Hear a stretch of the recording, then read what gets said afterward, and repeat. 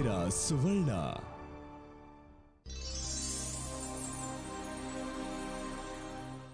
ನಮಸ್ಕಾರ ವೀಕ್ಷಕರೇ, ಹೇಗಿದ್ದೀರಾ? ಆರೋಗ್ಯನಾ? ನಾನಂತೂ ತುಂಬ ಚೆನ್ನಾಗಿದ್ದೀನಿ. ನಿಮ್ಮ ಆರೋಗ್ಯ ನಮ್ಮ ಕಾಳಜಿ. ವೀಕ್ಷಕರೇ, ಇಂದಿನ ಹೆಲ್ತ್ ಪ್ಲಸ್ ಕಾರ್ಯಕ್ರಮಕ್ಕೆ ನಿಮಗೆಲ್ಲರಿಗೂ ಸ್ವಾಗತ. ಆಂತರಿಕ ಸೌಂದರ್ಯ ಎಷ್ಟು ಮುಖ್ಯನೋ ಬಾಹ್ಯ ಸೌಂದರ್ಯನೂ ಅಷ್ಟೇ ಮುಖ್ಯ. ಇವತ್ತಿನ ಜೀವನ ಶೈಲಿಯಲ್ಲಂತೂ ನಾವು ಬಾಹ್ಯ ಸೌಂದರ್ಯಕ್ಕೆ ತುಂಬಾನೇ ಒತ್ತು ಕೊಡ್ತಾ ಇದ್ದೀವಿ. ಸೌಂದರ್ಯ ಅಂದ ತಕ್ಷಣ ಮೊದಲು ಮನಸ್ಸಿಗೆ ಬರೋದೇ ಚರ್ಮ. ಆದರೆ ಈ ಚರ್ಮಕ್ಕೂ ನಾನಾ ಥರದ ಕಾಯಿಲೆಗಳು ಬರ್ಬೋದು. ಅದರಲ್ಲಿ ಸೋರಿಯಾಸಿಸ್ ಕೂಡ ಒಂದು. ಹೆಲ್ತ್ ಪ್ಲಸ್ನ ಇಂದಿನ ಸಂಚಿಕೆಯಲ್ಲಿ ನಾವು ಸೋರಿಯಾಸಿಸ್ ಅನ್ನೋ ಚರ್ಮ ರೋಗದ ಬಗ್ಗೆ ಮಾತಾಡ್ತೀವಿ. ಇದರ ಬಗ್ಗೆ ಹೆಚ್ಚಿನ ಮಾಹಿತಿ ಕೊಡೋದಕ್ಕೆ ನಮ್ಮ ಜೊತೆ ಡಾಕ್ಟರ್ ಪುಟ್ಟ ನರಸಿಂಹಯ್ಯ ಅವರಿದ್ದಾರೆ. ಇವರು ಇದೇ ಕ್ಷೇತ್ರದಲ್ಲಿ ಸುಮಾರು 10 ವರ್ಷಗಳಿಂದ ಕೆಲಸ ಮಾಡ್ತಾ ಇದ್ದಾರೆ. ಡಾಕ್ಟರ್ ಪುಟ್ಟ ನರಸಿಂಹಯ್ಯ ಅವ್ರನ್ನ ನಮ್ಮ ಕಾರ್ಯಕ್ರಮಕ್ಕೆ ಸ್ವಾಗತಿಸೋಣ ಅಲ್ವಾ? Hello doctor. ನಮಸ್ಕಾರ. ನಮ್ಮ ಹೆಲ್ತ್ ಪ್ಲಸ್ ಕಾರ್ಯಕ್ರಮಕ್ಕೆ ಸ್ವಾಗತ. ಡಾಕ್ಟರ್, ನಮ್ಮ ಇಂದಿನ ಸಂಚಿಕೆಯಲ್ಲಿ ಸೋರಿಯಾಸಿಸ್ ಅನ್ನೋ ಕಾಯಿಲೆ ಬಗ್ಗೆ ಮಾತಾಡ್ತಾ ಇದ್ವಿ. ಸೋರಿಯಾಸಿಸ್ ಅಂದರೆ ಏನು? ಓಕೆ, ಸೋರಿಯಾಸಿಸ್ ಅಂದರೆ ಮೂಲತಃ ಚರ್ಮ ವ್ಯಾಧಿ. ಇದು ಚರ್ಮದಲ್ಲಿ ಕಾಣಿಸ್ಕೊಳ್ಳುವಂಥ ಸೋಂಕು. ಇದಕ್ಕೆ ಕಾರಣ ಏನಂದರೆ ಮೊದಲು ಮಲ್ಟಿಫ್ಯಾಕ್ಟೋರಿಯಲ್ ಅಂತ. It could be immunological and as well as a genetic, ಅನುವಂಶೀಯವಾಗಿ ಅಂತ ಏನಂತೀವಿ ಅದು ಕಾಣಿಸ್ಕೊಳ್ಳುತ್ತೆ. ಈ ದೇಹ ರೋಗ ನಿರೋಧಕ ಶಕ್ತಿ ಏನಿರುತ್ತೆ ನಮ್ಮ ದೇಹದಲ್ಲಿ, ಅದು ನಮ್ಮ ಚರ್ಮದ ಮೇಲೆ ಆ್ಯಕ್ಟ್ ಮಾಡೋಕ್ಕೆ ಶುರು ಆಗುತ್ತೆ. ಹಿಂಗಾದಾಗ ನಾರ್ಮಲಾಗೆ ನಮ್ಮ ಚರ್ಮ 180 ಡೇಸ್ ಆದಮೇಲೆ ಟರ್ಮಿನೇಟ್ ಆಗ್ತಾ ಹೋಗುತ್ತೆ, ಚರ್ಮ ಉದುರ್ತಾ ಹೋಗುತ್ತೆ. ಇದು ನಮ್ಮ ರೆಗ್ಯುಲರ್ ಕಾಣಿಸ್ಕೊಳ್ಳೋದಿಲ್ಲ. ಸ್ನಾನ ಮಾಡ್ತಾ ಇರ್ಬೋದು, ದಿನನಿತ್ಯದ ಚಟುವಟಿಕೆಯಲ್ಲಿ ಅದು ಉದುರ್ಕೊಂಡು ಹೋಗುತ್ತೆ, ನಮಗದು ಸ್ಪಷ್ಟವಾಗಿ ಕಾಣಿಸ್ಕೊಳ್ಳೋದಿಲ್ಲ. ಆದರೆ ಇದು ಸೋರಿಯಾಸಿಸ್ ಇರೋರಲ್ಲಿ 24 ಗಂಟೆಗಳ ಒಳಗಡೆ, ಅಂದರೆ 24 hours ಇಲ್ಲ, 1 day ಒಳಗಡೆ ಚರ್ಮ ಉದ್ರಕ್ಕೆ ಶುರುವಾಗುತ್ತೆ. ಹಿಂಗಾದಾಗ ತುಂಬ ಥಿಕ್ ಸ್ಕೇಲ್ಸ್ ಫಾರ್ಮೇಷನ್ ಆಗುತ್ತೆ. ಸ್ಕಿನ್ ಮೇಲೆ ಥಿಕ್ ಸ್ಕೇಲ್ಸ್ ಫಾರ್ಮೇಷನ್ ಆಗುತ್ತೆ.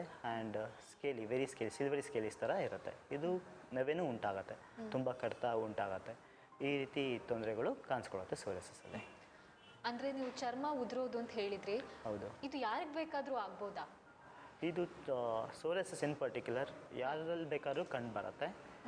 50% ಮೇಲ್ಸ್ ಆ್ಯಂಡ್ 50% ಫೀಮೇಲ್ಸ್ ಈಕ್ವಲ್ ಆಗಿ ಎಫೆಕ್ಟ್ ಆಗಿದೆ ಇಬ್ಬರಿಗೂ, ತೊಂದರೆ ಏನಿಲ್ಲ. ಆದರೆ ಏಜ್ ಗ್ರೂಪ್ ಅಂತ ಇರುತ್ತೆ, ಯೂಶಲಿ 25 ಇಂದ 45 ಏಜ್ ಗ್ರೂಪಲ್ಲಿ ಹೆಚ್ಚಾಗಿ ಕಂಡು ಬರುತ್ತೆ. ಹಾಗಂತ ಬೇರೆಯವ್ರು ಕಾಣಿಸಲ್ಲ ಅಂತಲ್ಲ, ಬೇರೆ ವಯಸ್ಸಿನ ವರ್ಗದವ್ರಿಗೂ ಕಂಡುಕೊಳ್ಳುತ್ತೆ. ಆದರೆ ಇದು 25 ಇಂದ 45 ಏಜ್ ಗ್ರೂಪಲ್ಲಿ ಹೆಚ್ಚಾಗಿ ಕಂಡು ಬರುತ್ತೆ. ಓಕೆ, ಜೆನೆಟಿಕ್ ಕಾರಣದಿಂದ ಬರುತ್ತೆ ಅಂತ ಹೇಳಿದ್ರಿ.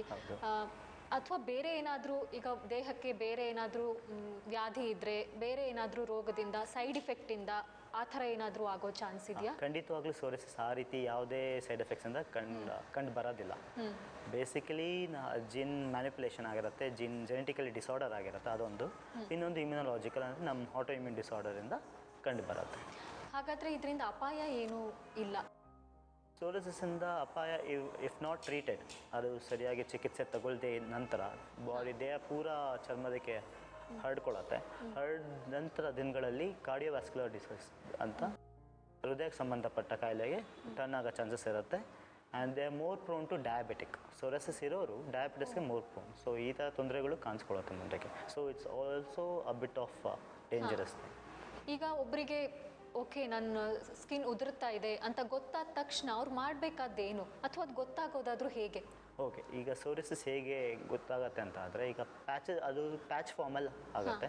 ಜೊತೆಗೆ ದೇಹದ ಯಾವ ಭಾಗದಲ್ಲಿ ಬರುತ್ತೆ ಅನ್ನೋದ್ರ ಮೇಲೆ ಹೋಗುತ್ತೆ. ಈಗ ನಾವು ಸೋರಿಯಾಸಿಸ್ ಅಂತ ನಿಖರವಾಗಿ ಇದು ಸೋರಿಯಾಸಿಸ್ ಅಂತಲೇ ಹೇಳಬೇಕು ಅಂದರೆ, ಎಲ್ಲ ಪ್ಯಾಚು, ಎಲ್ಲ ಸ್ಕಿನ್ ಉದ್ರೋದು, ಚರ್ಮ ಉದ್ರೋದು ಅದು ಸೋರಿಯಾಸಿಸ್ ಆಗಬೇಕಂತ ಇಲ್ಲ. ಆದರೆ ದೇಶ ಪರ್ಟಿಕ್ಯುಲರ್ ಪ್ಯಾಟರ್ನ್ ಅದು ಹೇಗಾಗುತ್ತೆ ಅಂತ. ಒಂದು ಸ್ಕ್ಯಾಲ್ಪ್ ಮೇಲೆ ಬರುತ್ತೆ, ತಲೆ ಭಾಗದಲ್ಲಿ ಕಾಣಿಸ್ಕೊಳ್ಳುತ್ತೆ, ಕಿವಿ ಸಂಧಿಗಳಲ್ಲಿ ಕಾಣಿಸ್ಕೊಳ್ಳುತ್ತೆ, ಬ್ರೆಸ್ಟ್ ಕೆಳಗಡೆ ಕಾಣಿಸ್ಕೊಳ್ಳುತ್ತೆ, ಆ್ಯಂಡ್ ಮೊಣಕಾಲು ಮತ್ತು ಮಂಡಿ ಭಾಗದಲ್ಲಿ, ಜೊತೆಗೆ ಎಲ್ಬೋ ಭಾಗದಲ್ಲಿ ಕಂಡು ಬರುತ್ತೆ. ಅದು ಸರ್ಕ್ಯುಲರ್ ಓವಲ್ ಫ್ಯಾಷನ್ ಇರುತ್ತೆ. ಆ್ಯಂಡ್ ತುಂಬ ಥಿಕ್ ಸ್ಕೇಲ್ಸ್, ಚರ್ಮ ದಪ್ಪ ದಪ್ಪ ಆಗಿ ಉದುರ್ತಾ ಇರುತ್ತೆ, ಸರ್ಕ್ಯುಲರ್ ಪ್ಯಾಟರ್ನ್ ಇರುತ್ತೆ, ಆಮೇಲೆ ತುಂಬ ನೆವೆ ಇರುತ್ತೆ. ಜೊತೆಗೆ ಅದು ಸ್ಕೇಲಿನ ರಿಮೂವ್ ಮಾಡಿದಾಗ, ಆ ನೆವೆಯಾಗಿ ಕೆರ್ಕೊಂಡು ಆ ಸ್ಕೇಲ್ಸ್ ಎಲ್ಲ ರಿಮೂವ್ ಮಾಡಿದಾಗ ಬ್ಲಡ್ ಸ್ಪಾಟ್ಸ್ ಕಂಡು ಬರುತ್ತೆ. ಸೊ ದೇಹದ ಯಾವುದೇ ಭಾಗದಲ್ಲಾದರೂ ನೆವೆ ಸ್ವಲ್ಪ ಅಸಹಜವಾಗಿದೆ ಅಂತ ಅಂದ ತಕ್ಷಣ ಡಾಕ್ಟರ್ನ ಕನ್ಸಲ್ಟ್ ಮಾಡೋದು ಒಳ್ಳೆಯದು ಅಂತ ಹೇಳ್ತೀರಾ. ಅದಕ್ಕೆ ನೀವು ಸಜೆಸ್ಟ್ ಮಾಡುವಂಥ ಟ್ರೀಟ್ಮೆಂಟ್ ಏನಿದೆ? ಈಗ ನಾವು ಫಸ್ಟು ಸೋರಿಯಾಸಿಸ್ ಅಂತ ದೃಢಪಡಿಸ್ಕೋಬೇಕಾಗತ್ತೆ. ಸೋರಿಯಾಸಿಸ್ ಇದೆ ಖಂಡಿತ, ಇದು ಸೋರಿಯಾಸಿಸ್ ಅಂತಲೇ ದೃಢಪಡಿಸ್ಕೊಂಡ ನಂತರ ಎಕ್ಸಾಮಿನೇಷನ್ ಆಗಲಿ ಇಲ್ಲ ಬ್ಲಡ್ ಟೆಸ್ಟ್ ಆಗಲಿ, ಬ್ಲಡ್ ಟೆಸ್ಟ್ ತುಂಬ ಕಡಿಮೆ ಇದೆ ಸೋರಿಯಾಸಿಸ್ಗೆ, ಬಟ್ ಎಕ್ಸಾಮಿನೇಷನ್ ಮಾಡಿ ಅದು ಕನ್ಫರ್ಮ್ ಆದ ನಂತರ ನಾವು ಅದಕ್ಕೆ ಸೂಕ್ತ ಎಮೋಲೆನ್ಸ್ ಅಂದರೆ ಮಾಯ್ಶ್ಚರೈಸರ್ ಕ್ರೀಮ್ಸ್ ಆಗಿರ್ಬೋದು ಇಲ್ಲ ಆಯಿಲ್ಸ್ ಆಗಿರ್ಬೋದು ಅದನ್ನ ಪ್ರಿಸ್ಕ್ರೈಬ್ ಮಾಡ್ತೀವಿ ತಕ್ಕಂತೆ, ಸೊ ದಟ್ ಅದು ಸ್ಕೇಲ್ನೆಸ್ ಆಗೋದು ಇಲ್ಲ ಡ್ರೈನೆಸ್ ಆಗೋದು ಕಡಿಮೆ ಆಗಬೇಕಾಗತ್ತೆ. ಅದು ಕಡಿಮೆ ಆದರೆ ಇಚಿಂಗ್ ಕಡಿಮೆ ಆಗುತ್ತೆ. To some extent it gonna help in reducing the patches. ಒಂದು ಎರಡನೇದಾಗಿ ಓರಲ್ ಮೆಡಿಕೇಷನ್ಸ್ ನಾವು ಕೊಡಬೇಕಾಗತ್ತೆ. ಪೇಷಂಟ್ ದಿನನಿತ್ಯ 2 ಬಾರಿ ಮೆಡಿಸಿನ್ಸ್ ತೊಗೊಬೇಕಾಗತ್ತೆ. ನಾವು ಕಂಟಿನ್ಯೂಸ್ ಮಾನಿಟರ್ ಮಾಡಬೇಕಾಗತ್ತೆ. ಸೋರಿಯಾಸಿಸ್ ಜನರಲಿ ಚಳಿಗಾಲದಲ್ಲಿ ಜಾಸ್ತಿ ಆಗುತ್ತೆ, ಬೇಸಿಗೆಯಲ್ಲಿ ಕಡಿಮೆ ಆಗುತ್ತೆ. ನಾವು ಆದ್ದರಿಂದ ಮೆಡಿಸಿನ್ಸ್ ಕಂಟಿನ್ಯೂಸ್ ಪೇಷಂಟ್ಸ್ ಮೆಡಿಸಿನ್ಸ್ ರೆಗ್ಯುಲರಾಗಿ ತೊಗೊಬೇಕಾಗತ್ತೆ. ಡಾಕ್ಟರ್ ಬಳಿ ಪ್ರತಿ ತಿಂಗಳು ಹೋಗಿ ತೋರಿಸ್ಕೊಬೇಕಾಗತ್ತೆ. ಈಗ ಸೋರಿಯಾಸಿಸ್ ಬರದೇ ಇರೋ ಹಾಗೆ ಪ್ರಿಕಾಷನ್ಸ್ ಏನಾದರೂ ತಗೊಳ್ಬಹುದಾ? ತುಂಬ ಕಷ್ಟ ಇದೆ. ಸೋರಿಯಾಸಿಸ್ ಬರದೇ ಇರೋ ಥರ ಪ್ರಿಕಾಷನ್ಸ್ ತೊಗೊಳ್ಳೋದು ತುಂಬ ಕಷ್ಟ ಇದೆ. ಯಾಕಂದರೆ ಈಗ ಸೋರಿಯಾಸಿಸ್ ಎಲ್ಲರಲ್ಲೂ ಕಾಣಿಸ್ಕೊಳ್ಳಲ್ಲ. ಒನ್ಸ್ ಜೆನೆಟಿಕ್ ಡಿಸಾರ್ಡರ್ ಆಗಿದೆ. ಈಗ ತಂದೆ ತಾಯಿಗೆ ಇದ್ದು ಮಕ್ಳಿಗೆ ಬರೋ ಚಾನ್ಸಸ್ ಇರುತ್ತೆ. ಒಂದು ತಂದೆ ಮತ್ತು ತಾಯಿ ಇಬ್ಬರಿಗೂ ಇದ್ದರೆ ಮಕ್ಳಿಗೆ ಬರೋಕ್ಕೆ ಒಂದು 75% ಚಾನ್ಸಸ್ ಮಕ್ಕಳಲ್ಲಿ ಕಂಡು ಬರೋ ಸಾಧ್ಯತೆಗಳು ಇದೆ. ಆಗಿದ್ದಲ್ಲಿ ನಾವು ಅದನ್ನು ತಡೆಗಟ್ಟಕ್ಕಂತೂ ತುಂಬ ಕಷ್ಟ. ಅದು ಬಂದರೂ ಬರ್ಬೋದು, ಬರದೇನೂ ಇರ್ಬೋದು. ದೇ ಆರ್ ಪ್ರೋನ್ ಅಂದರೆ ನಾನು ಹೇಳಿದಾಗೆ ಬರೋ ಚಾನ್ಸಸ್ ಜಾಸ್ತಿ ಇದ್ದಾಗ ಆದಷ್ಟು they need to have a stress free life lead ಮಾಡೋಂಥದ್ದು best thing. There is no other reason ಅದನ್ನ ಅವಾಯ್ಡ್ ಮಾಡೋದಕ್ಕೆ. ಅದೇನಾದರೂ ಒಬ್ಬರಿಂದ ಒಬ್ಬರಿಗೆ ಹರಡತ್ತಾ? ಓಕೆ, ಸೋರಿಯಾಸಿಸ್ ಖಂಡಿತವಾಗ್ಲೂ ಒಬ್ಬರಿಂದ ಒಬ್ಬರಿಗೆ ಹರಡೋದಿಲ್ಲ. ಮತ್ತು ಇನ್ನೊಂದು ಎರಡನೇದಾಗಿ ಏನಂದರೆ ಕೆಲವರು ಅಲ್ಲಿ ಒಂದು ಮಿತ್ ಅನ್ಬೋದು ಇಲ್ಲ ತಪ್ಪು ಗ್ರಹಿಕೆ ಇರ್ಬೋದು. ಅವರು ಈ ಪ್ಯಾಚಸ್ ಕೆರ್ಕೊಂಡ್ರೆ ಅದೇ ಕೈಯಲ್ಲಿ ಬೇರೆ ಕಡೆ ಮುಟ್ಟಿದ್ರೆ ಅಲ್ಲೂ ಬರುತ್ತೆ ಅನ್ನೋ ಗ್ರಹಿಕೆಗಳು ತುಂಬ ಜನಗಳಲ್ಲಿ ಇದೆ. ಆದರೆ ಖಂಡಿತವಾಗ್ಲೂ ಆ ರೀತಿ ಹರಡಲ್ಲ. ಒಬ್ಬರಿಂದ ಒಬ್ರಿಗೆ ಹರಡಲ್ಲ. ಆ್ಯಂಡ್ ಒಂದು ಪ್ಯಾಚಿಂದ ಇನ್ನೊಂದು ಪ್ಯಾಚ್ಗೆ ಆ ರೀತಿ ಹರಡಲ್ಲ. ಹಾಗಾದರೆ ನಾವೇ ಇರೋ ಕಡೆ ಮುಟ್ಟಿ ಇನ್ನೊಬ್ಬರನ್ನ ಮುಟ್ಟಿದ್ರೆ ಅದು ಅವ್ರಿಗೂ ಹರಡತ್ತೆ ಅನ್ನೋದು ಸಂಪೂರ್ಣ ತಪ್ಪು ಕಲ್ಪನೆ. ಹೌದು, ತಪ್ಪು ಕಲ್ಪನೆ. ಸರಿ, ಈಗ ಸೋರಿಯಾಸಿಸ್ನಲ್ಲಿ ಬೇರೆ ವಿಧಾನಗಳೇನಾದರೂ ಇದೆಯಾ? ವಿಧಗಳಿದೆ. ಆಮೇಲೆ ಸೋರಿಯಾಸಿಸ್ ವಿಧಗಳು ಟೈಪ್ಸ್ ಅದು ನಾವು 2 ರೀತಿ ವಿಂಗಡಿಸ್ತೀವಿ. ಹೇಗೆ ಅಂದರೆ ಮೊದಲದಾಗಿ ದೇಹದ ಯಾವ ಭಾಗದಲ್ಲಿ ಕಾಣಿಸ್ಕೊಳ್ಳುತ್ತೆ ಅಂತ ಒಂದು, ಆ್ಯಂಡ್ ಪ್ಯಾಚಸ್ ಯಾವ ರೀತಿ ಇದೆ ಅನ್ನೋದ್ರ ಮೇಲೆ ವಿಂಗಡಿಸ್ತೀವಿ. ಮೊದಲದಾಗಿ ದೇಹದ ಯಾವ ಭಾಗದಲ್ಲಿ ಕಾಣಿಸ್ಕೊಳ್ಳುತ್ತೆ ಅದ್ರ ಮೇಲೆ ಹೋಗೋಣ. ಈಗ ಸೋರಿಯಾಸಿಸ್ ಸೀಬೋಸೋರಿಯಾಸಿಸ್ ಅಂತ. ಸೀಬೋಸೋರಿಯಾಸಿಸ್ ಅಂದರೆ ದೇಹದ ತಲೆಭಾಗದಲ್ಲಿ ಮಾತ್ರ ಕಾಣಿಸ್ಕೊಳ್ಳುತ್ತೆ, ಬೇರೆ ಎಲ್ಲೂ ಕಾಣಿಸ್ಕೊಳ್ಳೋದಿಲ್ಲ. ಅದಕ್ಕೆ ಸೀಬೋಸೋರಿಯಾಸಿಸ್ ಅಂತ ಹೇಳ್ತೀವಿ. ಎರಡನೇದಾಗಿ ಪಾಮರ್ ಆ್ಯಂಡ್ ಪ್ಲಾಂಟಾ ಸೋರಿಯಾಸಿಸ್ ಅಂತ ಕರಿತೀವಿ. ಅಂದರೆ ಅಂಗೈ ಮತ್ತು ಅಂಗಾಲಲ್ಲಿ ಮಾತ್ರ ಕಾಣಿಸ್ಕೊಳ್ಳುತ್ತೆ. ಇಲ್ಲಿ ಚರ್ಮ ಒಡೆಯೋದಾಗುತ್ತೆ, ಜೊತೆಗೆ ಚರ್ಮ ಉದ್ರೋದು, ನವೆ ಅದೆಲ್ಲ ಕಾಣಿಸ್ಕೊಳ್ಳುತ್ತೆ, ರಕ್ತನೂ ಸೋರಕ್ಕೆ ಶುರುವಾಗುತ್ತೆ. ಇದು ಪಾಮೋ ಪ್ಲಾಂಟಾ ಸೋರಿಯಾಸಿಸ್ ಅಂತ. ನೆಕ್ಸ್ಟು ಇನ್ವರ್ಸ್ ಸೋರಿಯಾಸಿಸ್ ಅಂತ ಹೇಳ್ತೀವಿ, ಆಲ್ಸೋ ಕಾಲ್ಡ್ ಆಸ್ ಫ್ಲೆಕ್ಸಾರ್ ಸೋರಿಯಾಸಿಸ್ ಅಂತ. ಇದು ಬರೀ ಬ್ರೆಸ್ಟ್ ಕೆಳಗಡೆ ಇಲ್ಲ ಸ್ಕಿನ್ ಫೋಲ್ಡ್ಸ್ ಎಲ್ಲಿದೆಯೋ ಆ ಭಾಗದಲ್ಲಿ ಮಾತ್ರ ಕಾಣಿಸ್ಕೊಳ್ಳುತ್ತೆ. ಇದಕ್ಕೆ ಇನ್ವರ್ಸ್ ಸೋರಿಯಾಸಿಸ್ ಅಂತ ಹೇಳ್ತೇವೆ. ಜೊತೆಗೆ ನೆಕ್ಸ್ಟು ಸೋರಿಯಾಟಿಕ್ ನೇಲ್ಸ್ ಅಂತ, ಬರೀ ಉಗ್ರಿಗೆ ಮಾತ್ರ ಎಫೆಕ್ಟ್ ಆಗುತ್ತೆ. ಆ್ಯಂಡ್ ಈಗ ಸೋರಿಯಾಸಿಸ್ ಇದು ದೇಹದ ಯಾವ ಭಾಗದಲ್ಲಿ ಕಾಣಿಸ್ಕೊಳ್ಳುತ್ತೆ ಅಂದ ಮೇಲೆ ನಾವು ಕ್ಲಾಸಿಫಿಕೇಷನ್ ಮಾಡಿದ್ದಾಯಿತು. ಈಗ ನೆಕ್ಸ್ಟ್ ಸೋರಿಯಾಸಿಸ್ ಯಾವ ರೀತಿ ಕಾಣಿಸ್ಕೊಳ್ಳುತ್ತೆ ಅಂತ, ಪ್ಯಾಚ್ ಯಾವ ರೀತಿ ಇರುತ್ತೆ ಅಂತ. ಒಂದು ಮೊದಲದಾಗಿ ಗಟ್ಟೆಡ್ ಸೋರಿಯಾಸಿಸ್ ಅಂತ. ಗಟ್ಟೆಡ್ ಸೋರಿಯಾಸಿಸ್ ಅಂದರೆ ಈಗ ಹನಿ ಡ್ಯೂ ಡ್ರಾಪ್, ಈ ಎಲೆ ಮೇಲೆ ಬೆಳಗಿನ ಜಾವ ಮಂಜಿನ ಹನಿ ಹೇಗಿರುತ್ತೋ ಆ ಥರ ಡ್ರಾಪ್ ಥರ ಮಾತ್ರ ದೇಹದ ಎಲ್ಲ ಭಾಗದಲ್ಲೂ ಕಾಣಿಸ್ಕೊಳ್ಳುತ್ತೆ. ಇದಕ್ಕೆ ಗಟ್ಟೆಡ್ ಸೋರಿಯಾಸಿಸ್ ಅಂತ ಹೇಳ್ತೇವೆ. ಇನ್ನೊಂದು ಪಸ್ಚುಲರ್ ಸೋರಿಯಾಸಿಸ್ ಅಂತ. ಸೋರಿಯಾಸಿಸ್ ಪ್ಯಾಚಸ್ಗೆ ಪಸ್ ಫಿಲ್ ಆಗುತ್ತೆ ಆ್ಯಂಡ್ ಇನ್ಫೆಕ್ಷನ್ ಆದಾಗ ಇದು ಪಸ್ಚುಲರ್ ಸೋರಿಯಾಸಿಸ್ ಅಂತ ಹೇಳ್ತೇವೆ. ಇನ್ನೊಂದು ಪ್ಲ್ಯಾಕ್ ಸೋರಿಯಾಸಿಸ್ ಅಂತ. ಪ್ಲ್ಯಾಕ್ ಸೋರಿಯಾಸಿಸಲ್ಲಿ ಸರ್ಕ್ಯುಲರ್ ಆರ್ ಓವಲ್ ಶೇಪಲ್ಲಿ ಬರುತ್ತೆ. ಇದು ದೇಹದ ಎಲ್ಲ ಭಾಗದಲ್ಲೂ ಬರುತ್ತೆ. ಹಾಗೆ ಸರ್ಕ್ಯುಲರ್ ಶೇಪು ಮತ್ತು ತಿಕ್ ಕೇಳಿರೋದ್ರಿಂದ ಅದು ಪ್ಲ್ಯಾಕ್ ಸೋರಿಯಾಸಿಸ್ ಅಂತ. ಇದು ಸೋರಿಯಾಸಿಸ್ ಯಾವ ರೀತಿ ಗುಣಲಕ್ಷಣದ ಮೇಲೆ ನಾವು ಇದು ಒಂದು ವಿಂಗಡಿಸ್ತೀವಿ. ಇನ್ನೊಂದು ದೇಹದ ಯಾವ ಭಾಗದಲ್ಲಿ ಬರುತ್ತೆ ಅನ್ನೋದ್ರ ಮೇಲೆ ಹೀಗೆ ಈ ರೀತಿ ವಿಂಗಡಿಸ್ತೀವಿ. ಸಾಮಾನ್ಯವಾಗಿ ಎಲ್ಲಿ ಕಂಡು ಬರುತ್ತೆ ಹೆಚ್ಚಿನ ಸಂಖ್ಯೆಯಲ್ಲಿ? ನೀವು ತುಂಬ ಜನ ಪೇಷಂಟ್ಸ್ನ ನೋಡ್ತಿರ್ತೀರಿ. ಹೌದು, ಸಾಮಾನ್ಯವಾಗಿ ಎಲ್ಲಿ ಕಂಡು? ಸಾಮಾನ್ಯವಾಗಿ ಮಂಡಿ ಭಾಗದ ಮೇಲೆ, ಜೊತೆಗೆ ಎಲ್ಬೋ, ಮೊಣಕಾಲು ಮತ್ತು ಮೊಣಕೈ ಮೇಲೆ ಹೆಚ್ಚಾಗಿ ಕಂಡುಬರುತ್ತೆ. ಇದಕ್ಕೆ ಟ್ರೀಟ್ಮೆಂಟ್ ಯಾವಾಗ ಶುರು ಮಾಡಬೇಕಾಗತ್ತೆ? ಯಾವ ಹಂತದಲ್ಲಿ ಶುರು ಮಾಡಬೇಕಾಗುತ್ತೆ? ಸೋರಿಯಾಸಿಸ್ ಅಂತ ದೃಢಪಟ್ಟಿದ ತಕ್ಷಣ ಟ್ರೀಟ್ಮೆಂಟ್ ಶುರು ಮಾಡಬೇಕಾಗತ್ತೆ.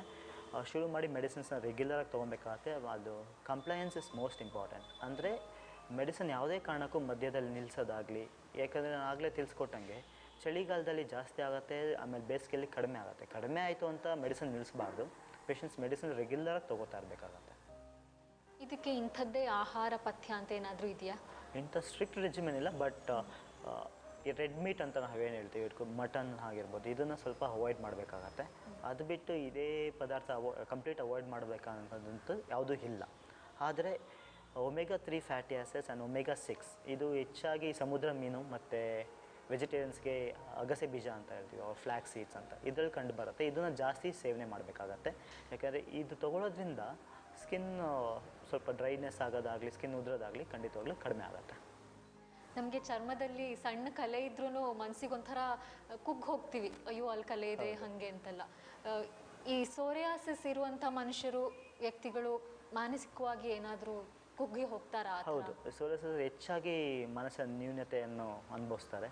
ಅವ್ರಿಗೆ ಕ್ಷೀಣ ಭಾವನೆ ಶುರುವಾಗುತ್ತೆ, ಸೆಲ್ಫ್ ಎಸ್ಟೀಮ್ ತುಂಬ ಕಳ್ಕೊತಾರೆ. ಯಾಕಂದರೆ ಸೋಷಲೈಸ್ ಆಗೋದಕ್ಕೆ ತುಂಬ ಕಷ್ಟಪಡ್ತಾರೆ. ಬೇರೆ ಹೊರಗಡೆ ಹೋದಾಗ ಜನರು ಕೇಳ್ತಾ ಇರ್ತಾರೆ ಇದು ಏನು ತೊಂದರೆ ಯಾಕೆ ಅಂತ. ಆ್ಯಂಡ್ ನಮ್ಮಲ್ಲಿ ಈ ಜನರು ಈ ಸ್ಕಿನ್ ತೊಂದರೆ ಕಾಣಿಸ್ಕೊಂಡ್ರೆ ಸಾಕು, ಅವ್ರನ್ನ ಮುಟ್ಟೋದಾಗಲಿ, ಅವ್ರನ್ನ ಆದಷ್ಟು ಮಾತಾಡ್ಸೋಕ್ಕೂ ಸ್ವಲ್ಪ ಅವಾಯ್ಡ್ ಮಾಡ್ತಾರೆ.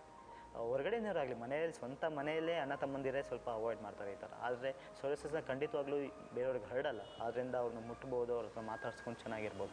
ಆ್ಯಂಡ್ ಜೊತೆಗೆ ಇನ್ನೊಂದು ಏನಂದರೆ ಪೇಷಂಟ್ಸ್ ಅವ್ರಿಗೆ ಸೆಲ್ಫ್ ಎಸ್ಟೀಮ್ ಲೂಸ್ ಆಗುತ್ತೆ. ಹೊರಗಡೆ ಹೋದರೆ ಏನಂತಾರೋ, ಜನರೇ ಏನು ಅಂದ್ಕೋತಾರೋ ಅನ್ನೋ ಇದ್ರ ಮನೋ ತೊಂದರೆಯಿಂದ ತುಂಬ ಬೆಳಲ್ತಾರೆ ಅವರು. ಹೌದು, ಇದನ್ನು ನಾವು ಮತ್ತೆ ಮತ್ತೆ ನೆನ್ಪಿಟ್ಕೋಬೇಕು. ಸೋರಿಯಾಸಿಸ್ನಿಂದ ಉಂಟಾದ ನವೆ ಹರಡಲ್ಲ, ಒಬ್ಬರಿಂದ ಇನ್ನೊಬ್ಬರಿಗೆ ಹರಡಲ್ಲ. ಡಾಕ್ಟರ್, ಇದಕ್ಕೆ ಏನು ಪರಿಹಾರ ಕೊಡ್ತೀರಾ? ಈಗ ಚರ್ಮದ ಬಗ್ಗೆ ನಾವು ಕಾಳಜಿ ಮಾಡ್ಕೋಬೇಕು, ಚರ್ಮವನ್ನು ಯಾವಾಗಲೂ ಆರೋಗ್ಯವಾಗಿ ಇಟ್ಕೋಬೇಕು ಅಂದರೆ ಏನು ಟಿಪ್ಸ್ ಕೊಡ್ತೀರಾ ನಮಗೆ? ಇನ್ ಪರ್ಟಿಕ್ಯುಲರ್ ಚರ್ಮ ನಾವು ಫಸ್ಟ್ ನೋಡ್ಕೊಬೇಕಾಗ್ತದೆ. ಆಯಿಲಿ ಸ್ಕಿನ್ ನಮ್ಮದು ಇಲ್ಲ ಡ್ರೈ ಸ್ಕಿನ್ ಅಂತ. ಡ್ರೈ ಸ್ಕಿನ್ ಆದದ್ದು ಜನರಲಾಗಿ in general as well washing the regular hygiene is very important. ತುಂಬ ಬಿಸಿನೀರಲ್ಲಾಗಲಿ, ತುಂಬ ತಣ್ಣೀರಲ್ಲಿ ಸ್ನಾನ ಮಾಡಬಾರ್ದು, ಬೆಚ್ಚದ ನೀರಲ್ಲಿ ಸ್ನಾನ ಮಾಡಬೇಕಾಗತ್ತೆ. ಕೆಲವರಿಗೆ ದಿನದಲ್ಲಿ 1-2 ಬಾರಿ ಇಲ್ಲ 3 ಬಾರಿ ಸ್ನಾನ ಮಾಡೋ ಅಭ್ಯಾಸ ಇರುತ್ತೆ, ಅದನ್ನು ಅವಾಯ್ಡ್ ಮಾಡಬೇಕು. ಅನ್ಲೆಸ್ ನೀವು ತುಂಬ ಧೂಳಿಗಾಗಲಿ ಇಲ್ಲ ಪೊಲ್ಯೂಟನ್ಸ್ಗೆ ಎಕ್ಸ್ಪೋಸ್ ಆಗಿದ್ದರೆ ವಾಶ್ ಮಾಡ್ಕೊಬೋದು. ಆದರೆ ದಿನದಲ್ಲಿ 2 ಬಾರಿ ಇಲ್ಲ 3 ಬಾರಿ ಆಮೇಲೆ ಸ್ನಾನ ಮಾಡೋದು ಅವಾಯ್ಡ್ ಮಾಡಬೇಕಾಗತ್ತೆ. ಸೋರಿಯಾಸಿಸ್ ಬಗ್ಗೆ ಇನ್ನಷ್ಟು ಮಾಹಿತಿಗಳನ್ನು ತಿಳ್ಕೊಳ್ಳೋಣ ಈ ವಿರಾಮದ ನಂತರ. ಡಾಕ್ಟರ್, ಒಂದ್ಸಲ ಸೋರಿಯಾಸಿಸ್ಗೆ ಟ್ರೀಟ್ಮೆಂಟ್ ಶುರು ಮಾಡಿದ್ಮೇಲೆ ಅದು ಸಂಪೂರ್ಣವಾಗಿ ಗುಣ ಆಗೋದಕ್ಕೆ ಎಷ್ಟು ಟೈಮ್ ಬೇಕಾಗುತ್ತೆ? ಇದು ಇಷ್ಟೇ ಟೈಮ್ ಬೇಕಾಗತ್ತೆ ಅಂತ ನಿಖರವಾಗಿ ಹೇಳೋದಕ್ಕಾಗೋದಿಲ್ಲ. ಯಾಕಂದರೆ ಸೋರಿಯಾಸಿಸ್ ಪ್ಯಾಚ್ ಎಷ್ಟು ಭಾಗ ಹರಡ್ಕೊಂಡಿದೆ, ಜೊತೆಗೆ ದೇಹದ ಯಾವ ಭಾಗದ ಮೇಲಿದೆ ಆ್ಯಂಡ್ ಎಷ್ಟು ಪರ್ಸೆಂಟೇಜ್ ಆಫ್ ಬಾಡಿ ಇನ್ವಾಲ್ವ್ಮೆಂಟ್ ಆಗಿದೆ ಅನ್ನೋದ್ರ ಮೇಲೆ ಡಿಪೆಂಡ್ ಆಗುತ್ತೆ. ಈಗ ಸೀಬೋಸೋರಿಯಾಸಿಸ್ ಥರ ಬರೀ ಸ್ಕ್ಯಾಲ್ಪಲ್ಲಿ ಮಾತ್ರ ಇದ್ದು, ಆದರೆ ಗಟೆಡ್ ಸೋರಿಯಾಸಿಸ್ ಅಂತ ಹೇಳಿದೆ ಆಗಲೇ ನಾನು, ಲೈಕ್ ಹನಿ ಡ್ಯೂ ಡ್ರಾಪ್ ಥರ ಇರುತ್ತೆ ಅಂತ. ಆ ಥರ ಸೋರಿಯಾಸಿಸ್ ತುಂಬ ಬೇಗ ರೆಸ್ಪಾಂಡ್ ಆಗುತ್ತೆ. 3 ತಿಂಗಳಿಂದ 6 ತಿಂಗಳ ಟ್ರೀಟ್ಮೆಂಟಲ್ಲೇ ಕಂಪ್ಲೀಟಾಗಿ ಗುಣ ಆಗ್ತದೆ. ಕೆಲವು ಸೋರಿಯಾಸಿಸ್ ಲೈಕ್ ಪ್ಲ್ಯಾಕ್ ಆಗಿರ್ಬೋದು, percentage of involvement on the skin like more than 30% ಮೇಲ್ ಆಗಿದ್ದರೆ 1 ವರ್ಷದಿಂದ ಹಿಡಿದು 5 ವರ್ಷ 6 ವರ್ಷವರೆಗೂ ಟ್ರೀಟ್ಮೆಂಟ್ ಮಾಡಬೇಕಾಗತ್ತೆ. ಮೆಡಿಸಿನ್ಸ್ ರೆಗ್ಯುಲರಾಗಿ ತೊಗೊಬೇಕಾಗತ್ತೆ ಪೇಷಂಟ್ಸು, ಕಂಪ್ಲೀಟಾಗಿ ಗುಣ ಆಗ್ತದೆ. ಈಗ ಒಂದ್ಸಲ ಗುಣ ಆಯಿತು ಅಂದರೆ ಮತ್ತೆ ಮತ್ತೆ ರಿಪೀಟ್ ಆಗೋ ಚಾನ್ಸ್ ಇದೆಯಾ? ಸಾಧ್ಯತೆಗಳು ಇರುತ್ತೆ. ಆದರೆ ಹೋಮಿಯೋಪತಿಕ್ ಟ್ರೀಟ್ಮೆಂಟಲ್ಲಿ ಇದಾದಮೇಲೆ ಮತ್ತೆ ರಿಪೀಟ್ ಆಗೋ ಚಾನ್ಸಸ್ ಸಾಧ್ಯತೆ ಕಡಿಮೆ. ಬಟ್ ಸೋರಿಯಾಸಿಸ್ ತಿರ್ಗಾ ಪದೇ ಒಂದು 10 ವರ್ಷ ಸೋರಿಯಾಸಿಸ್ ಇಲ್ಲದೇ ಇರ್ಬೋದು, ಟ್ರೀಟ್ಮೆಂಟ್ ಆಗಿ ಒಂದು 10 ವರ್ಷ ಆಗಿರ್ಬೋದು, ಇಲ್ಲ 20 ವರ್ಷ ಸೋರಿಯಾಸಿಸ್ ಪ್ಯಾಚಸ್ ಇಲ್ಲದೇ ಇರ್ಬೋದು. ಬಟ್ ಚಾನ್ಸಸ್ ಅದೇ ತಿರ್ಗಾ ರೀಅಪಿಯರ್ ಆಗೋ ಚಾನ್ಸಸ್ ಇರುತ್ತೆ. ಕಾರಣಗಳು ಏನಾಗ್ಬೋದು ಅಂದರೆ ತಿರ್ಗಾ ಸ್ಟ್ರೆಸ್ ಲೆವೆಲ್ಸ್.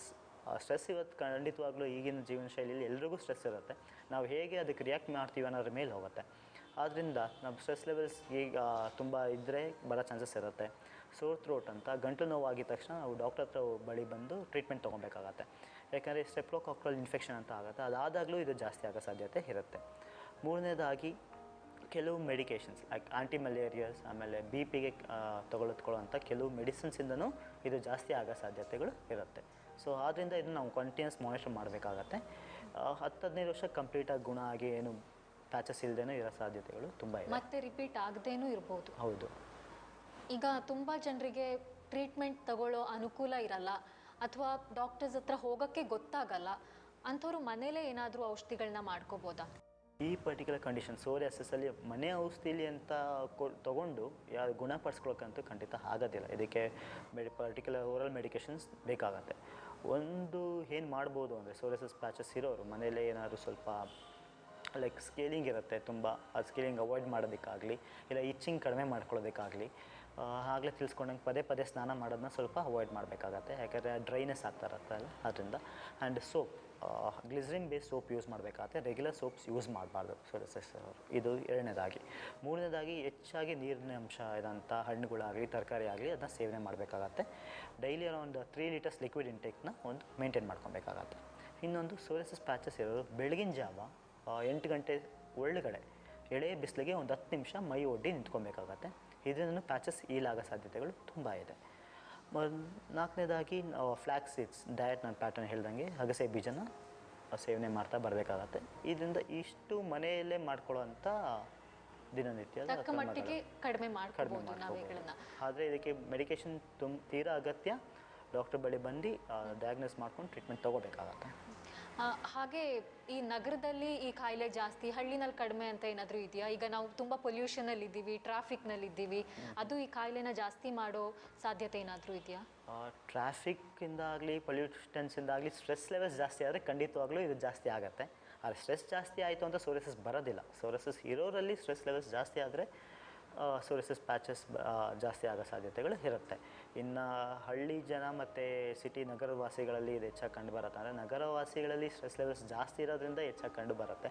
ಆ್ಯಂಡ್ ಹಳ್ಳಿಗಳಲ್ಲಿ ಏನಂದರೆ ತಕ್ಷಣ ಡಾಕ್ಟ್ರಿಗೆ ಹೋಗೋತ್ರ ಆಗಲಿ ಇಲ್ಲ ಅನುಕೂಲಗಳು ತೀರಾ ಕಡಿಮೆ. ಆದ್ದರಿಂದ the percentage of recognition of psoriasis ಅದು ತುಂಬ ಕಡಿಮೆ ಅಷ್ಟೇ ಹೊರತು, ಬಟ್ ಸೋರಿಯಸಿಸ್ ಅಲ್ಲೂ ಕಂಡು ಬಂದಿದೆ. ಎಷ್ಟೋ ಸಲ ಚರ್ಮದಲ್ಲೇನೋ ನವೆ ಕಾಣಿಸ್ಕೊಳ್ತು ಅಂತ ಟ್ರೀಟ್ಮೆಂಟ್ ತಗೊಳ್ದೆ ಇರಲಿ, ಏನೋ ಒಂದು ನವೆ ಅಷ್ಟೇ ಅಂತ ಸುಮ್ಮನಿದ್ದು ಅದರಿಂದ ಮುಂದೆ ಏನಾದರೂ ಅಪಾಯಗಳಾಗ್ಬೋದಾ? ಖಂಡಿತವಾಗ್ಲೂ. ಈಗ ನಾವು ಅಲ್ಲಿ ಇಚಿಂಗ್ ಏನಕ್ಕೆ ಆಗ್ತಿದೆ ಅಂದರೆ ತುಂಬ ಕಾರಣಗಳಿರ್ಬೋದು. ಒಂದು ಎಕ್ಸಿಮಾನೋ ಆಗಿರ್ಬೋದು, ಇಲ್ಲ ಸೋರಿಯಸಿಸ್ ಆಗಿರ್ಬೋದು, ಬೇರೆ ಹಲವು ಕಾಯಿಲೆಗಳಲ್ಲೂ ಈ ಗುಣಲಕ್ಷಣಗಳು ಕಂಡು ಬರುತ್ತೆ.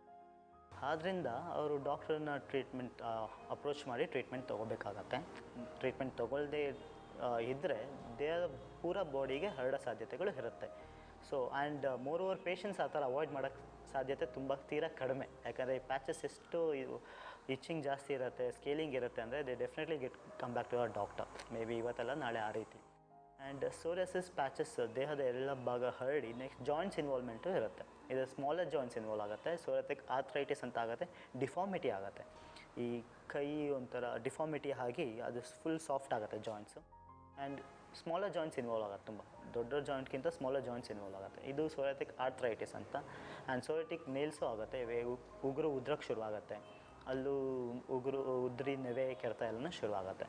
ಈ ಥರ ಲೇಟರ್ ಸ್ಟೇಜಸ್ ಆಫ್ ಸೋರಿಯಸಿಸ್ ಆಗುತ್ತೆ. And psoriasis can also lead to later stages into cardiovascular disease.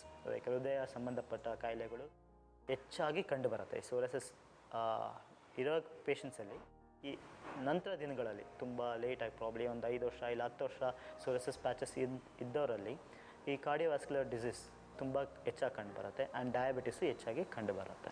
ಅದು ಟ್ರೀಟ್ಮೆಂಟ್ ಸರಿಯಾಗಿ ತಗೊಂಡಿಲ್ಲ ಅಂದರೆ? ಹೌದು, ಟ್ರೀಟ್ಮೆಂಟ್ ತೊಗೊಳ್ದಿರೋ ಕೆಲವು ಟೈಮು ಕಂಡು ಬರುತ್ತೆ. ಟ್ರೀಟ್ಮೆಂಟಲ್ಲಿ ಇರಬೇಕಾದ್ರೂ ದೇ ಪ್ರೋನ್ ಅಂದರೆ ಅವ್ರಿಗೆ ಬರೋ ಸಾಧ್ಯತೆಗಳಿರುತ್ತೆ. ಬಂದೇ ಬರುತ್ತೆ ಅಂತೇನಿಲ್ಲ, ಟ್ರೀಟ್ಮೆಂಟ್ ತೊಗೋತಾರಾಗ ಬರೋ ಸಾಧ್ಯತೆಗಳು ಉಂಟು.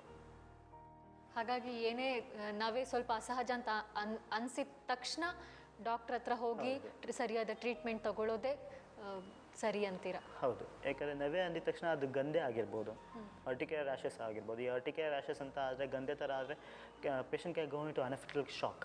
ಅದು ಯಾವ ಕಾರಣಗಳಿಂದ ಬರುತ್ತೆ ಅಂತ ನಾವು ನೋಡ್ಕೊಂಡು ಟ್ರೀಟ್ಮೆಂಟ್ ಕೊಡಬೇಕಾಗತ್ತೆ. ಈ ಬರೀ ಇಚಿಂಗ್ ಅಂತ ತಗೊಳ್ದಾಗ ನಾವು. ಆ್ಯಂಡ್ ಎಕ್ಸಿಮಾ ಆಗಿರ್ಬೋದು. ಎಕ್ಸಿಮನು ದೇಹದ ಎಲ್ಲ ಭಾಗಕ್ಕೂ ಹರಡುತ್ತೆ ಲೇಟರ್, ಅದಕ್ಕೂ ಟ್ರೀಟ್ಮೆಂಟ್ ತೊಗೊಂಡಾಗ. ಸೋರಿಯಸಿಸ್ ಆಗಿರ್ಬೋದು ಆ ರೀತಿ. ಸೊ ಯಾವುದೇ ರೀತಿ ತೊಂದರೆ ಆದಾಗ್ಲೂ ಸೂಕ್ತ ವೈದ್ಯರ ಹತ್ರ ಹೋಗಿ ಅದಕ್ಕೆ ಟ್ರೀಟ್ಮೆಂಟ್ ತೊಗೊಳ್ಳೋದು, ಡಯಾಗ್ನೋಸ್ ಮಾಡಿ ಟ್ರೀಟ್ಮೆಂಟ್ ತೊಗೊಳ್ಳೋದು ತುಂಬ ಇಂಪಾರ್ಟೆಂಟ್. ಚರ್ಮ ರೋಗ ತಜ್ಞರಾದ ಡಾಕ್ಟರ್ ಪುಟ್ಟ ನರಸಿಂಹಯ್ಯ ಅವ್ರ ಜೊತೆ ಮಾತುಕತೆನ ಮತ್ತೆ ಮುಂದುವರಿಸೋಣ ಈ ಚಿಕ್ಕ ವಿರಾಮದ ನಂತರ. ಡಾಕ್ಟರ್, ಸ್ಕಾಲ್ಪ್ ಮೇಲೂ ಈ ಥರ ನವೆಗಳು ಬರ್ಬೋದು ಅಂತ ನೀವು ಹೇಳಿದ್ರಿ. ಆ ಥರ ನವೆ ಬಂದಾಗ ಕೂದಲೇನಾದರೂ ಉದುರೋ ಚಾನ್ಸ್ಗಳಿದೆಯಾ? ಓಕೆ, ಸೋರಿಯಸಿಸ್ ಪ್ಯಾಚಸ್ ಕಾಣಿಸ್ತಾವೆ. ಅವೆಲ್ಲ ಹೇಳ್ದಂಗೆ ಸೋರಿಯಸಿಸ್ ಅದು ಕಾಣಿಸ್ದಾಗ ಕೂದಲು ಉದುರುತ್ತೆ, ಬಟ್ ಹಾಗಂತ ಬಾಲ್ಡ್ ಆಗಲ್ಲ. ಸೋರಿಯಸಿಸ್ ಪ್ಯಾಚಸ್ ಇದ್ದ ಜಾಗದಲ್ಲಿ ಕೂದಲು ಉದುರಿ ತಿರ್ಗ ಮತ್ತೆ ಕೂದಲು ಬೆಳವಣಿಗೆ ಆಗುತ್ತೆ ಆ ಜಾಗದಲ್ಲಿ. ಅನ್ಲೈಕ್ ಆ್ಯಂಡ್ ಅದರ್ ಡಿಸಾರ್ಡರ್ಸ್ ಇದರಲ್ಲಿ ಖಂಡಿತವಾಗ್ಲೂ ಬಾಲ್ಡ್ ಆಗಲ್ಲ. ಬಟ್ ಕೂದಲು ಸೋರಿಯಸಿಸ್ ಪ್ಯಾಚಸ್ ಹೀಲ್ ಆದಮೇಲೆ ಕೂದಲು ವಾಪಸ್ ಬರುತ್ತೆ ಹಾಗೆ. ಬಟ್ ಸೋರಿಯಸಿಸ್ ತುಂಬ ನೆವೆ ಆಗಿ ಅಲ್ಲಿ ಸ್ಕಾರ್ ಫಾರ್ಮೇಷನ್ ಆಗಿದ್ದರೆ ಖಂಡಿತವಾಗ್ಲೂ ಅಲ್ಲಿ ಆ ಭಾಗದಲ್ಲಿ ಕೂದಲು ಬರೋದಿಲ್ಲ. ಈಗ ಟೆಕ್ನಾಲಜಿ ಎಷ್ಟು ಮುಂದುವರೆದಿದೆ, ಈಗ ಹೊಸದಾಗಿ ಸೋರಿಯಾಸಿಸ್ಗೆ ಏನಾದರೂ ಹೊಸ ಥರದ ಟ್ರೀಟ್ಮೆಂಟ್ ಬಂದಿದೆಯಾ? ಹೌದು, ಸೋರಿಯಾಸಿಸಲ್ಲಿ ಒಂದೇನಂದರೆ ಈ ನಡುವೆ ಪೂವಾ ಥೆರಪಿ ಅಂತ ಒಂದು ಮಾಡಿ, ಆಗಲೇ ಹೇಳ್ದಂಗೆ ಬಿಸಿಲಿಗೆ ತೋರಿಸೋದು. ಮೊದಲು ನಾವೇನು ಮಾಡ್ತಿದ್ವಿ, ಬರೀ ಬಿಸಿಲಿಗೆ ಒಂದು 10 ನಿಮಿಷ ಎಳೆ ಬಿಸಿಲಿಗೆ ಸೋರಿಯಸಿಸ್ ಪ್ಯಾಚಸ್ ಇರೋದನ್ನ ಮೈ ಒಡ್ಡಿ ನಿಂತ್ಕೊಳ್ಳೋಕ್ಕೆ ಅಡ್ವೈಸ್ ಮಾಡ್ತಾಯಿದ್ವಿ. ಈಗ ಪೂವಾ ಥೆರಪಿ ಅಂತ ಇದೆ.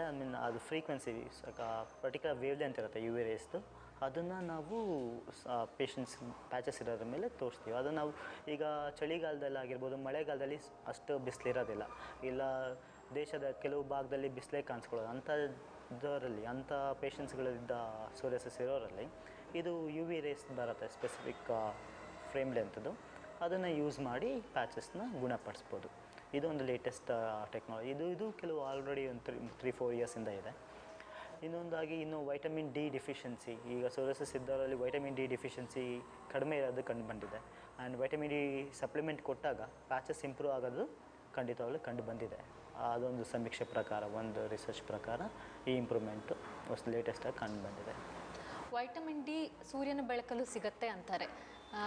ನೀವು ಎಳೆ ಬಿಸಿಲಲ್ಲಿ ನಿಂತ್ಕೊಂಡ್ರೆ ಇದಕ್ಕೊಂದು ಸ್ವಲ್ಪ ಮಟ್ಟಿನ ಪರಿಹಾರ ಕಂಡ್ಕೋಬಹುದು ಅಂತ ಹೇಳಿದ್ರಿ. ಹಾಗಂತ ತುಂಬಾ ಬಿಸಿಲಿಗೆ ಹೋದ್ರೆ ಅದರಿಂದ ಅಡ್ಡ ಪರಿಣಾಮ ಏನಾದರೂ ಇದೆಯಾ? ಖಂಡಿತವಾಗ್ಲೂ ಆಗುತ್ತೆ. ಅದಕ್ಕೆ ಹೇಳಿದೆ 8 ಗಂಟೆ ಒಳಗಡೆ ಬೆಳಗಿನ ಎಳೆ ಬಿಸಿಲಿಗೆ ನಿಂತ್ಕೊಬೇಕಾಗುತ್ತೆ.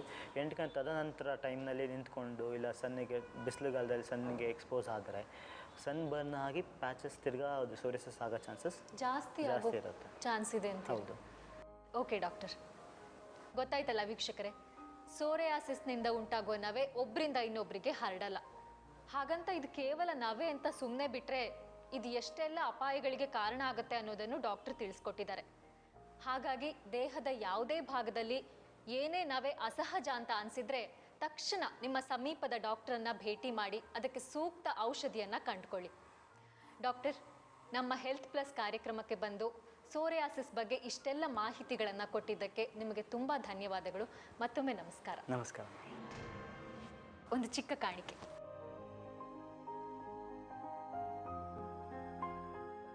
ವೀಕ್ಷಕರೇ, ಸೋರಿಯಾಸಿಸ್ ಚರ್ಮವ್ಯಾಧಿಯ ಬಗ್ಗೆ ಬಹಳಷ್ಟು ಮಾಹಿತಿಗಳನ್ನು ತಿಳ್ಕೊಂಡ್ರಿ ಅಂತಾನೆ ನನ್ನ ಭಾವನೆ. ಆರೋಗ್ಯದ ಬಗ್ಗೆ ಹೆಚ್ಚಿನ ಮಾಹಿತಿಗಳಿಗೆ ನಮ್ಮ ಹೆಲ್ತ್ ಪ್ಲಸ್ ನೋಡ್ತಾ ಇರಿ. ಮುಂದಿನ ಸಂಚಿಕೆಯಲ್ಲಿ ಮತ್ತಷ್ಟು ಮಾಹಿತಿಗಳೊಂದಿಗೆ ನಾನು ಮತ್ತೆ ಬರ್ತೀನಿ. ನಿಮ್ಮ ಆರೋಗ್ಯ ನಮ್ಮ ಕಾಳಜಿ. ನಮಸ್ಕಾರ.